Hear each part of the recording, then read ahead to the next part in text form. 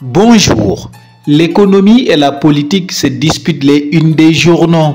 Les quotidiens reçus lundi à l'agence de presse sénégalaise abordent des sujets se rapportant à la tournée économique du chef de l'État à Thiès, la tension politique, la célébration des 100 ans du Britannie militaire de Saint-Louis ou encore la victoire de Tapha Tine sur Bombardier.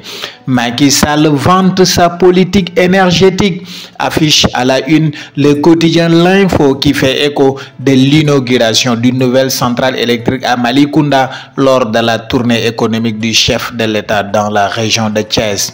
D'une capacité de production de 120 MW, la centrale a coûté 100 milliards de francs CFA et va assurer une production totale et durable, signale le quotidien.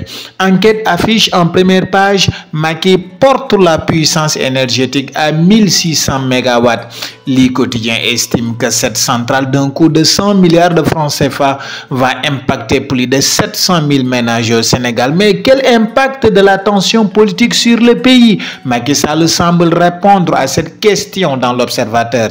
Le chef de l'État déclare dans le journal du groupe Futur Média: je ne laisserai personne détruire ce pays. Heureusement, les religieux tentent de calmer le jeu. L'alerte des religieux, signale Source A. Les prières d'un seigneur, renchérit le quotidien. Selon l'AS, la Ligue des imams et prédicateurs invite Macky Sall à mesurer la situation et ne pas écouter les va-t-en-guerre. En titrant les prières d'un seigneur, le quotidien fait référence à la déclaration de Monseigneur Benjamin Ndiaye lors de la visite du chef de l'État au sanctuaire marial de Popenguine.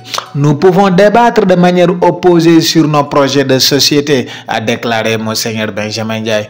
Tous ces soubresauts a poussé Sud Quotidien à solliciter l'éclairage de professeur Maurice Soujek-Dione, enseignant-chercheur qui revient sur la situation politique tendue sur fond de violence verbale, de l'affaire Sweet Beauté, de tentatives de troisième mandat et de dérives autoritaires.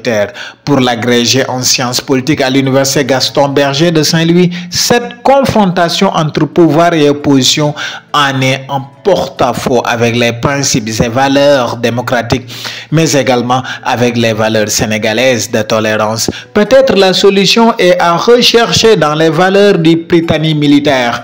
Évoquant les 100 ans du Britannie militaire de Saint-Louis, Le Soleil titre « L'excellence dans la durée ». Le journal Enquête, qui a en fait sa une principale, parle d'un creuset d'excellence. Le journal estime que le Britannie militaire de Saint-Louis est un modèle d'intégration africaine achevé, un goût d'inachevé. C'est le sentiment le mieux partagé après le combat de lutte entre Tapha Tine et Bombardier. Bombardier, blessé au doigt, n'a pas pu continuer le combat, poussant l'arbitre à donner la victoire à Tapha Tine.